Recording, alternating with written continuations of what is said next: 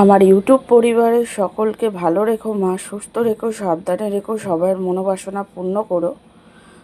তোমরা সবাই আমার ফোন নাম্বার চাইছো, তো ওইভাবে তো ফোন নাম্বার দেওয়া যায় না।